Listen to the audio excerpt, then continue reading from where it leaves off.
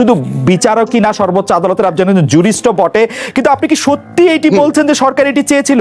সরকার appeal করেছে, সরকার না চাইলে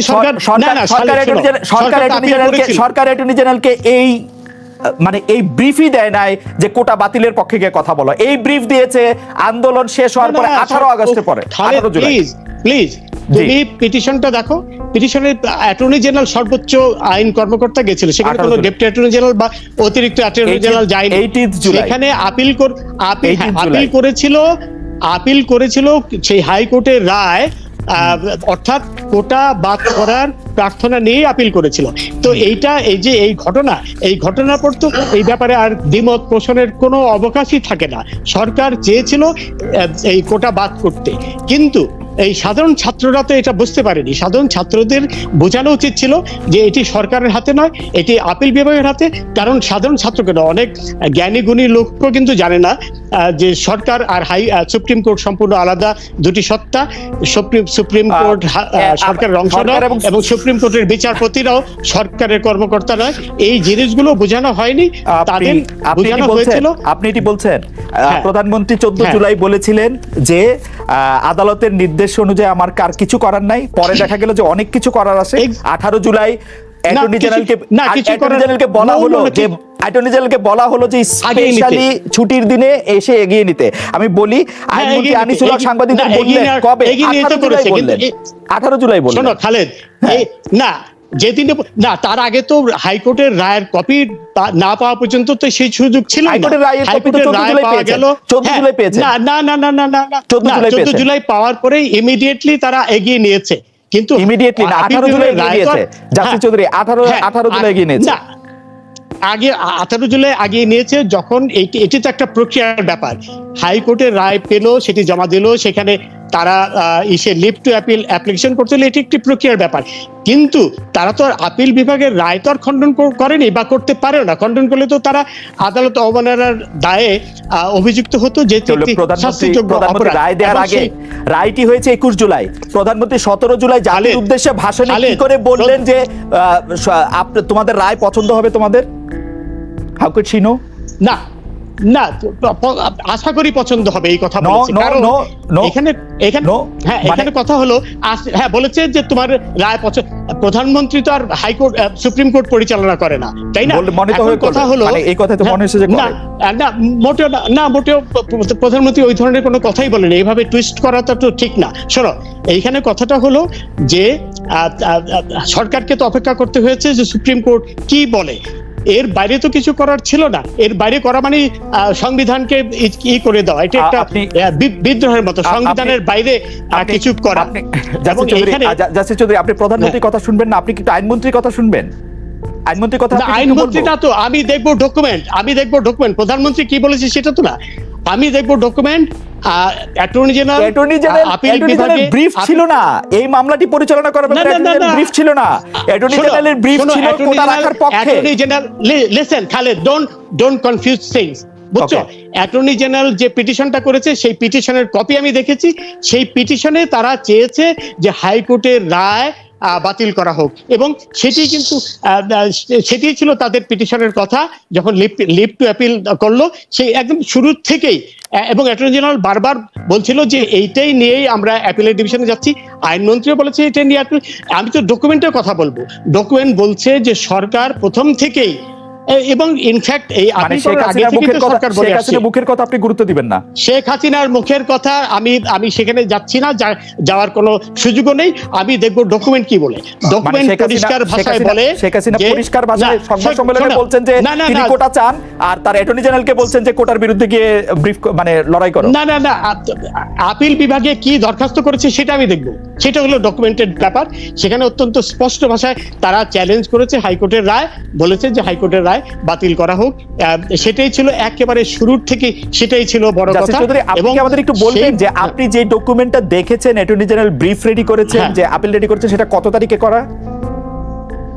এইটা যেদিন করলো, লিভ টু অ্যাপিলের দরখাস্ত করলো, আগে থেকে 18 জুলাই প্রথম তো করলো 18 জুলাই। সিএমপি 18 জুলাই। 18 জুলাই করলো। সিএমপি করলো না, 18 জুলাই করলো। তারও আগে সিএমপি যেদিন করলো সেই দিন 14 জুলাইয়ের আগে তো 14 জুলাইয়ের আগে তো সিএমপি করা সম্ভব না। 14 জুলাই রায়ের সার্টিফিকেট আপনি বাইরে দিলেন। না শোনো খালেদ, আপিল কেন করলো? যদি এইটাই হয় তাহলে তো আপিল হাইকোর্টের করলো রায় মেনে নিত। আপিল তাহলে করলো তো কারণ আপিল করলো করার প্রয়োজন প্রেসারে ছিল পড়ে, না। চাপে পড়ে আপিল করতো না তো।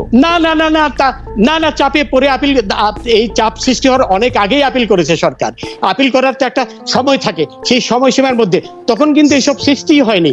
এইসব শোনো অত্যন্ত স্পষ্ট যে একটি কুচক্রী মহল, যে 71-এর পরাজিত অপশক্তি বিএনপির, শিবির, জামাত, এরা মিলে এই ঘটনাটি ঘটিয়েছে, এই পরিস্থিতি সৃষ্টি করেছে একই উদ্দেশ্যে সরকার পতনের কারণ ঘটানোর জন্য, যেটি তারা গত বছর অক্টোবরে আমরা আবার আপনার কাছে আসবো। আমরা গত কয়েকদিন ধরে আপনার কথা শুনতে পাচ্ছি, আমরা শুনছি আপনার সুচিন্তিত মতামত। আমি শুধু এইটি জানতে চাইবো যে জাসির চৌধুরী, আপনি কি আমাকে একটু বলবেন যে 1 জুলাই থেকে নিয়মতান্ত্রিক ভাবে এই আন্দোলন তারা করছে, ঠিক কবে থেকে জামাত বিএনপি এই কোটা আন্দোলনকারীদের নিয়মতান্ত্রিক ভাবে এই আন্দোলন কখনো নিয়মতান্ত্রিক ভাবে হয়নি? রাস্তা বন্ধ করে দেওয়া এটিকে তুমি নিয়মতান্ত্রিক আন্দোলন বলতে পারো না। সমস্ত যানবাহন বন্ধ করে দেওয়া, রেল আন্দোলন তো রাস্তা বন্ধ করে আন্দোলন অবশ্যই রাস্তা খোলা রাখাটাই তো অশান্তির সৃষ্টি করা, এবং সমস্ত যানবাহন, সমস্ত মানুষের চলাচল সব বন্ধ করে দিয়েছিল। এইটিকে কোনো অবস্থায় নিয়মতান্ত্রিক আন্দোলন বলা যায় না। তখন যদি এটি বলা হইতো, এটি প্রকাশ আমি তো নিজে দেখেছি, আমি নিজে বেরোতে পারিনি, রাস্তার মানুষ বেরোতে পারিনি, চলাচল করতে পারিনি। বাংলাদেশে কোনো কিছু আন্দোলন চলবে না তাহলে, বাংলাদেশে কোনো কিছুর আন্দোলন চলবে না তাহলে। নিয়মতান্ত্রিক আন্দোলন আর এই অশান্তির আন্দোলন সম্পূর্ণ আলাদা জিনিস। যদি নিয়মতান্ত্রিক আন্দোলন হতো তাহলে তো এইসব হতো না। তারা যদি রাস্তা বন্ধ না করতো, তারা যদি এমনিতে রাস্তা বন্ধ করাটা কোনো অবস্থায় নিয়মতান্ত্রিক পড়ে না। নিয়মতান্ত্রিক আন্দোলন হলো দাবি উচ্চারণ করা, এবং সেটি শান্তিপূর্ণ ভাবে, রাস্তা বন্ধ করে নয়, রাস্তা বন্ধ করা, রেল বন্ধ করা, এগুলাকে কোনো অবস্থায় নিয়মতান্ত্রিক বলা যায় না। এবং সেই অবস্থায় পুলিশ অনেক ধৈর্যের পরিচয় দিয়েছে। পুলিশ, কারণ প্রত্যেকের আমার অধিকার ছিল, অন্য সবার অধিকার ছিল চলাচল করার। সেই অধিকার যখন খণ্ডন করা হলো, তাকে আর কোনো অবস্থায় নিয়মতান্ত্রিক আন্দোলন বলা যায় না। এটি নিয়মতান্ত্রিক কোনোদিনই ছিল না। জাসির চৌধুরী, আমরা আবার একটু আসবো আপনার কাছে। আমরা প্রতিপক্ষের বিরুদ্ধে অন্যতম প্রধান যে অভিযোগ আনে তা হচ্ছে গুজব ছড়ানো। কিন্তু আমরা যদি একাডেমিক্যালি বিষয়টা দেখি, তাহলে দেখব গুজবের সাথে স্বৈরতান্ত্রিক ব্যবস্থার একটা সম্পর্ক আছে।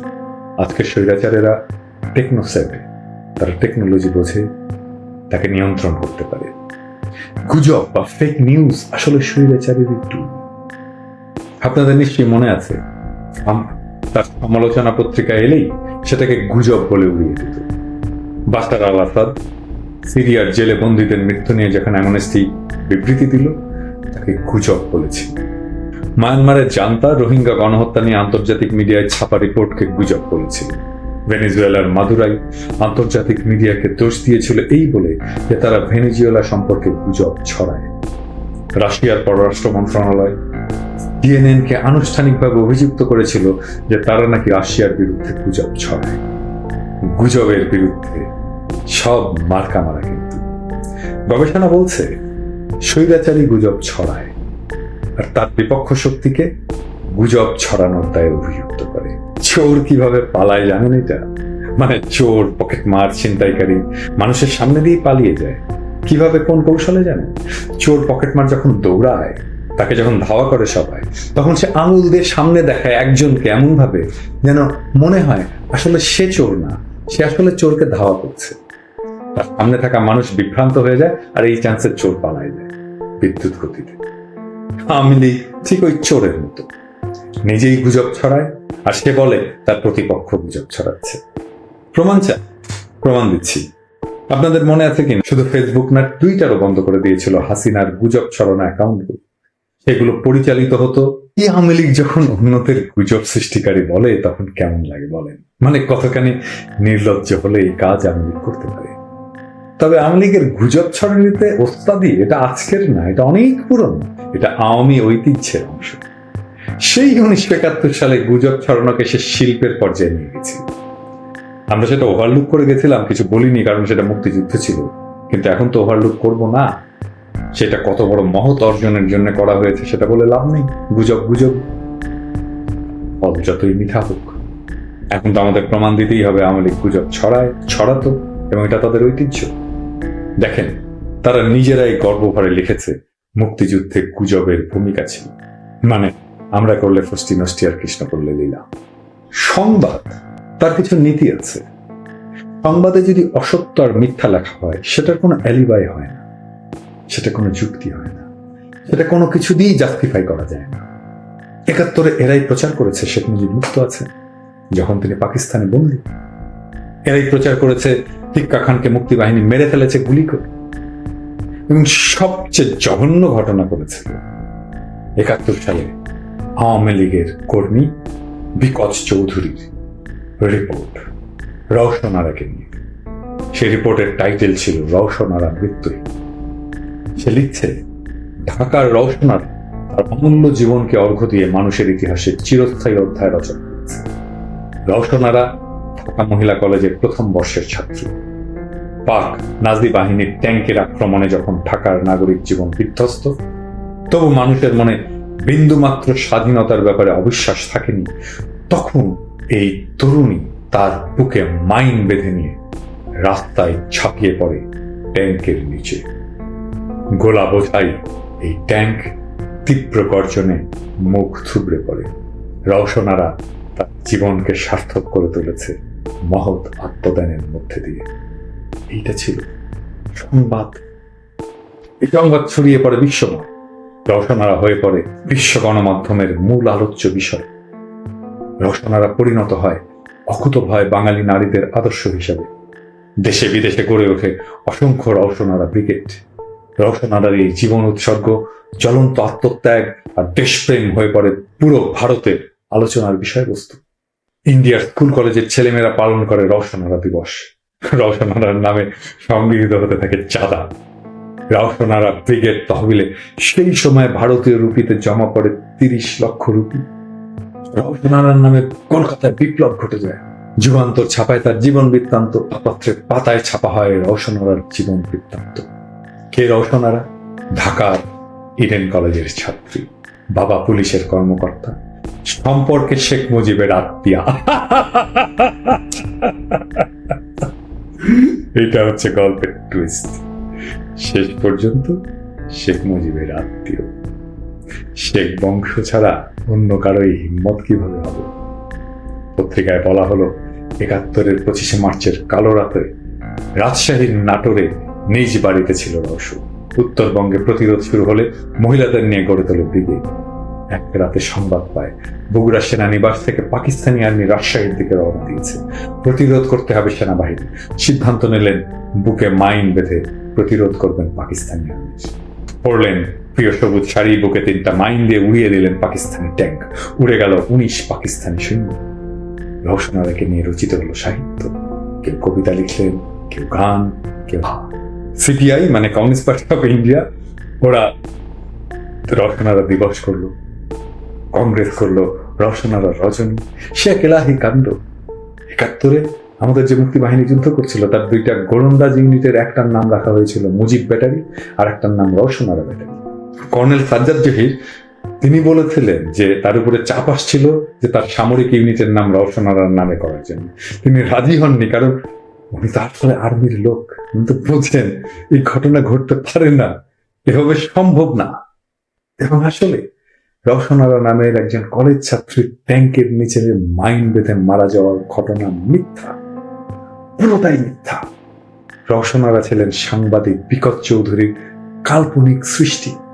এটাতে বিকজ চৌধুরী তার নিজের বই লক্ষ্য মুঠিতে ঝড়ের ঠিকানা, এই বইয়ে লিখে গেছেন।